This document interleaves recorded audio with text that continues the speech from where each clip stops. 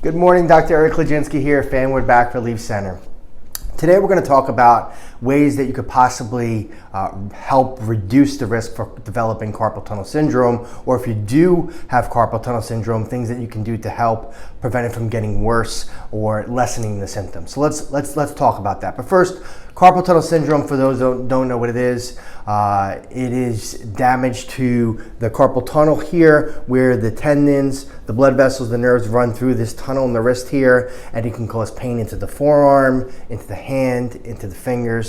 It can restrict mobility of the wrist and hand and fingers. It can cause numbness, tingling, weakness. All these symptoms can occur, and most commonly it occurs due to repetitive stress on the hands. So in other words, either doing a job or hobbies where you're constantly using your hands and your fingers, like typing on a keyboard, playing an instrument, working with mail, whatever it is. A lot of times in this situation where the person is engaging in these activities, carpal tunnel syndrome is almost inevitable. It's unavoidable. But there are things that you can do to help reduce it from getting worse, and we're going to dive right into those things right now. Number one, eating a high quality diet is very important. Foods that promote inflammation, mostly the processed sugary foods, promote inflammation in the body. So if you can reduce or cut those out, it will help you tremendously in helping to prevent carpal tunnel and also reducing the actual symptoms. So that's number one. Healthy diet, healthy foods. Getting exercise. Exercising your tendons of your hand, your wrist, your forearms, your shoulder. Exercise in general increases oxygenated blood to your tissues and does help promote healing, but it also keeps these areas where they are susceptible to injury strong and stable.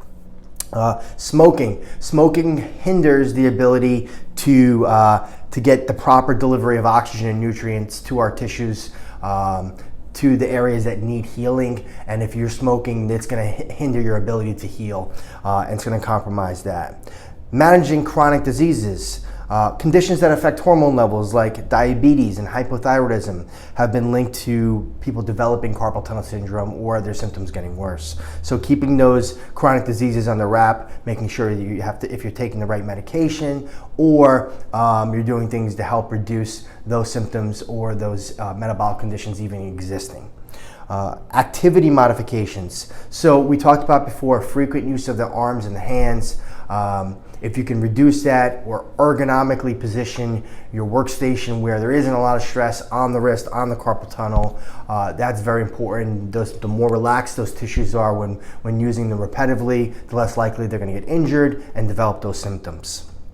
And then lastly, addressing other musculoskeletal disorders. We know that problems in the neck, in the shoulder, in the elbow can manifest the same symptom as carpal tunnel syndrome. There's a condition called double crush syndrome where the nerve is irritated or crushed here or in the shoulder, as well as the carpal tunnel. So managing those conditions, the bottom line is sometimes it's unavoidable, but if you do develop the symptoms, the good news is the outcomes are very good with chiropractic care, physical therapy, acupuncture, stretching at home, just getting the right guidance of things you can do to help lessen the symptoms and also help prevent it in the future.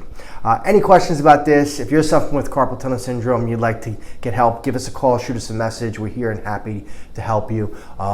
That's all we got today, guys. Have a great weekend, and we'll talk to you next time. Thanks.